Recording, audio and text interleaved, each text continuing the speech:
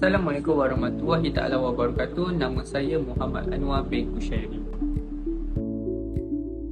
Nama saya Aiman Safwan bin Sulaiman. Nama saya Muhammad Aiman Daniel bin Muhammad Azmi. Nama saya Muhammad Aiman bin Harun.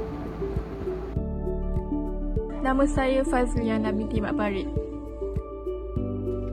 Malaysia merupakan sebuah negara yang mempunyai pelbagai bilangan kaum dan etnik.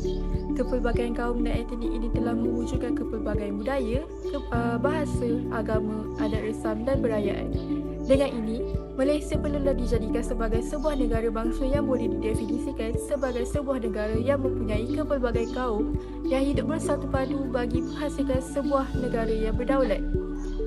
Dalam usaha mencapaikan sebuah negara bangsa, setiap masyarakat di Malaysia, iaitu Melayu, India, Cina dan lain-lain, perlulah mempunyai etika dalam diri masing-masing.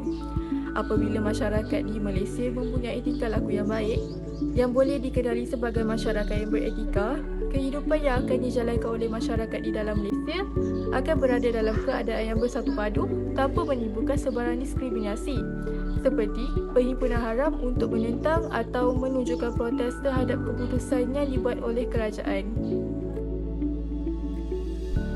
Etika merupakan sebuah perkataan yang mempunyai pelbagai maksud yang boleh didefinisikan dari segi bahasa dan juga istilah.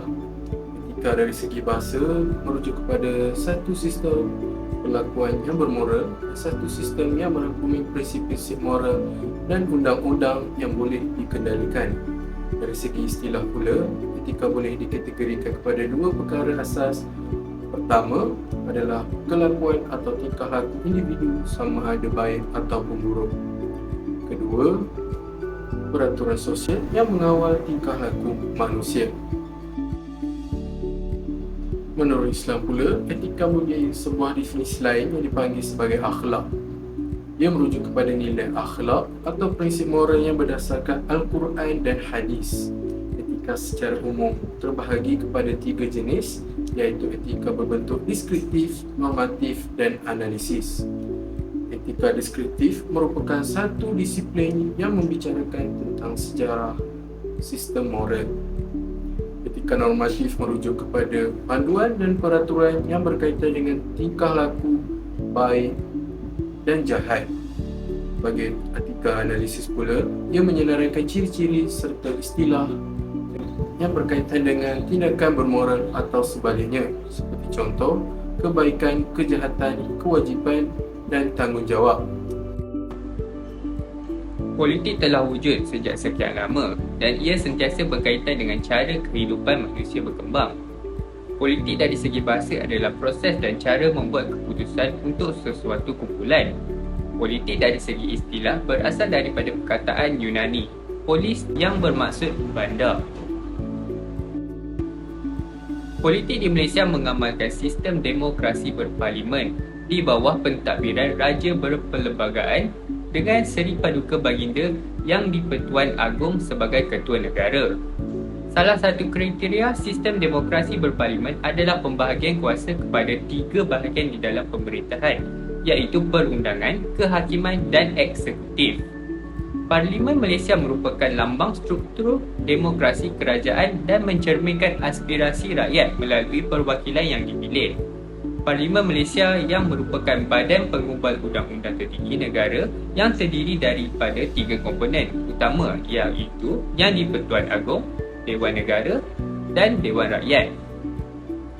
Perlembagaan pula ialah undang-undang yang menetapkan peraturan bagaimana kerajaan boleh beroperasi dalam sesebuah negara. Ia adalah panduan bagaimana kerajaan harus menggunakan kuasanya untuk membantu rakyat hidup bersama dengan aman. Strategi pertama dalam melahirkan sebuah negara bangsa yang beretika melalui politik adalah ahli-ahli politik adalah menunjukkan sifat kasih dan sayang akan negara dan bangsa sewaktu berkempen. Langkah ini dapat memberikan contoh dan teladan yang baik dalam memupuk sifat dan budaya masyarakat yang penyayang.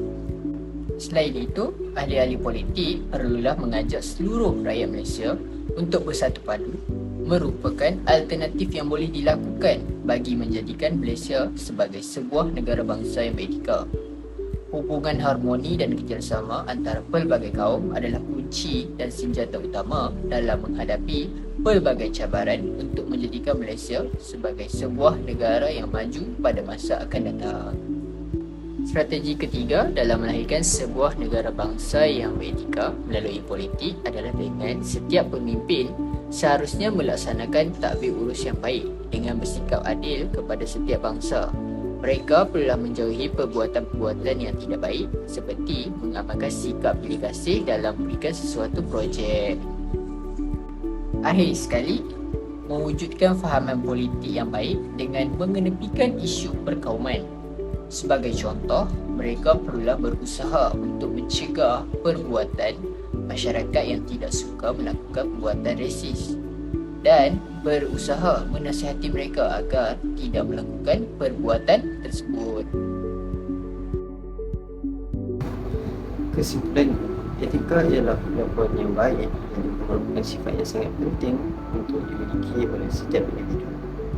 Jika setiap masyarakat di Malaysia tidak mempunyai etika, maka perpaduan antara kaum juga akan sukar untuk dibentuk. Hal ini akan menyebabkan pelbagai implikasi yang negatif yang akan melanda negara Malaysia. Banyak perpaduan antara kaum kemungkinan akan berlaku lagi seperti yang pernah terjadi di Malaysia suatu ketika dahulu, iaitu peristiwa 13 Mei 1969. Oleh itu, Malaysia perlulah mengatur strategi bagi membentuk sebuah negara bangsa yang beretika. Apabila matlamat ini bisa dicapai, ianya akan memberikan kesan yang baik kepada setiap individu, masyarakat dan juga negara Malaysia. Itu sahaja pembentangan dari kami tentang kajian mengenai strategi melahirkan sebuah negara bangsa beretika melalui politik. Sekian, terima kasih.